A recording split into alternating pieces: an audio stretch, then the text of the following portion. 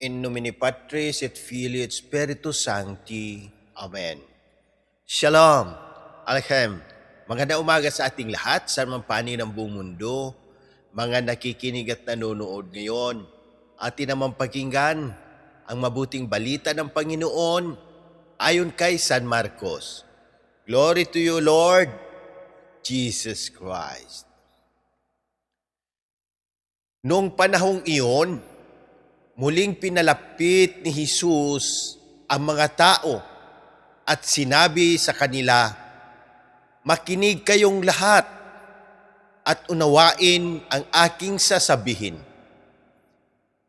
Hindi ang pumapasok sa bibig ng tao ang nakapagpaparumi sa kanya sa mata ng Diyos, kundi ang mga nagmumula sa kanya. Ang may pandinig ay makinig." Iniwan ni Jesus ang mga tao at nang makapasok na siya sa bahay, siya'y tinanong ng kanyang mga alagad tungkol sa talinghaga. "Kayo man ba'y wala ring pang-unawa?" Tugon ni Jesus. "Hindi ba ninyo alam na hindi nakapagpaparumi sa tao ang kinakain niya? Sapagkat hindi naman pumapasok iyon sa kanyang puso, kundi sa tiyan, at pagkatapos ay idinudumi."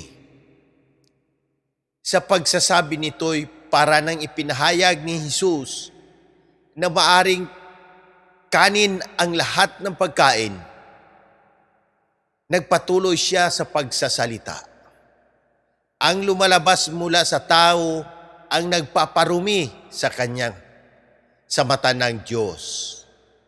Sapagkat sa loob, sa puso ng tao, nagmumula ang masasamang isipang nag-uudyok sa kanya na makiapid, magnakaw, pumatay, mangalunya, mag-imbot, at gumawa ng lahat ng kabuktutan, tulad ng pagdaraya, kahalayan, pagkainggit, paninirang puri, kapaalalauan, at kahangalan. Ang lahat ng ito'y nanggagaling sa puso ng tao at siyang nagpaparumi sa kanya." Ang mabuting balita ng Panginoon. Praise to you, Lord Jesus Christ. Pagnilayan natin bilang mga Romano Katoliko sa mabuting balita, malinaw ang palaala ni Jesus. Hindi ang pumapasok sa bibig ang nagpaparumi sa tao, kundi ang lumalabas mula sa puso. Ibig sabihin, ang tunay na kabanalan ay hindi lang panlabas, hindi lang ritual, itsura o pakitang tao, kundi panloob na nagpapababagong buhay. Minsan kasi, bilang mga tao at kahit bilang mga Katoliko, mas madali nating bantayan ang panlabas.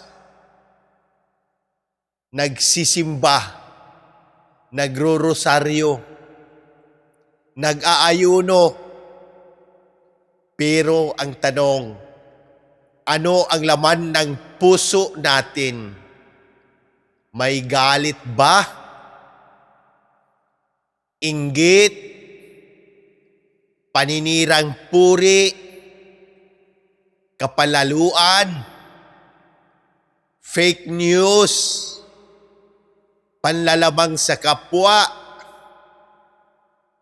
Sabi ni Jesus, sa puso nagmumula ang masasamang pag-iisip.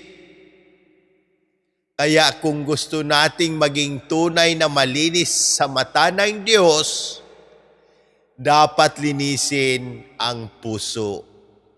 Hindi lang ang imahe. Sa unang pagbasa, si Reyna ng Sheba ay humanga sa karunungan ni Haring Solomon. Bakit? Dahil ang karunungan ay regalo ng Diyos sa pusong marunong makinig at magpapakumbaba. Kapag ang puso ay bukas sa Diyos, ang bunga ay karunungan, kabutihan at tamang kilos.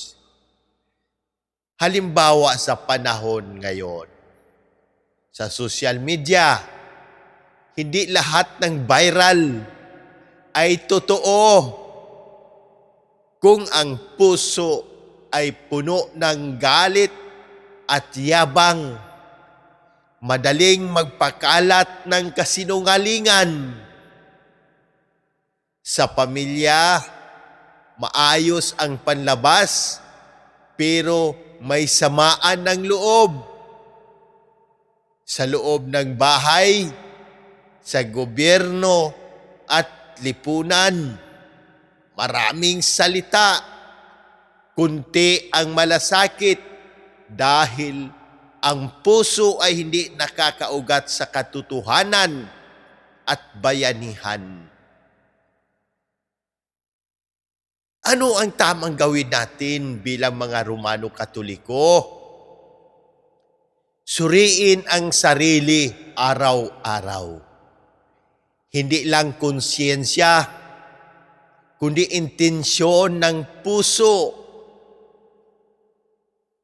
Lumapit sa sakramento ng kumpisal dahil doon nililinis ng Diyos ang puso. Piliin ang kabutihan sa salita at gawa, lalo na online. Ipakita ang pananampalataya sa gawa, hindi lang sa post o debate. Manalangin, hindi lang para sa sarili, kundi para sa simbahan, sa bayan at sa kapwa. Ang tunay na Kristiyano ay hindi perfecto, pero taos puso, hindi plastik, hindi nagpapabago ng puso araw-araw. Manalangin tayo. Ama naming mapagmahal, lumalapit kami sa iyo ng may kababaang loob. Ikaw ang bukal ng buhay, lunas at pag-asa.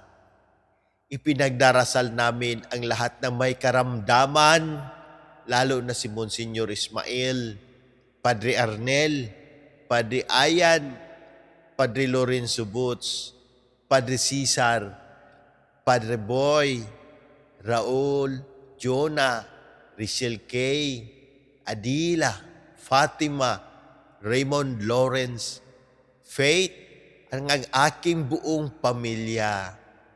Lahat ng nakakabasa, nakikinig at nanonood nito na may karamdaman, hipuin mo sila ng iyong mapagpagaling na kamay, O Diyos. Para sa lahat ng kaparian, bigyan mo sila ng lakas, kabanalan at katapatan sa kanilang bukasyon. Gabayan mo ang aming mahal na Santo Papa Leo XIV, ang aming mga obispo, ang aming kura paroko, at ang aming administrador Monsignor Claro Caluya. Ipinagdarasal namin ang gobyerno ng Pilipinas na huway maghari ang katotohanan, katarungan at malasakit sa bayan.